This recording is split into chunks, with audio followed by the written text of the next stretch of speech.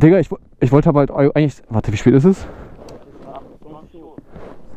Scheiße, ich hab so Hunger und die grillen da die ganze Zeit und das fuckt mich tot. Bruder, Was hast du gesagt, aber dass du hier warst? ich fahr jetzt nach Hause, Digga. Ich wollte um 20 Uhr bei meiner Freundin sein. Wir sehen uns morgen oder vielleicht später. Aber ich denke eher morgen. Noch einmal so ein Ding und ich nehme euch diese Scheißkarren weg. Verstanden? Das ist nicht normal, was ihr hier treibt. Warum denn? Zu laut. Ja, die müssen nicht gleich schreien. Doch, weil ihr seid so laut, ich höre nichts mehr. Ja, Nicht naja. aber Es legal ist vorbei. ja.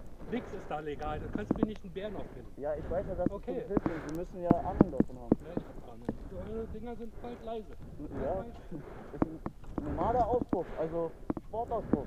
Pass mal auf, Keule. Wir haben mal eine Ebene. Ist mir scheißegal, da ist garantiert kein Dämpfer drin. Da ist ein ganzer drin. Ja, ja. Kilometer doch. Aber nicht der Dämpfer. Ja, das müssen wir ja schauen. Das wird der TÜV feststellen.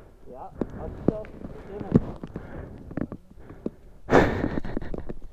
Die Fresse! Das ist nicht legal.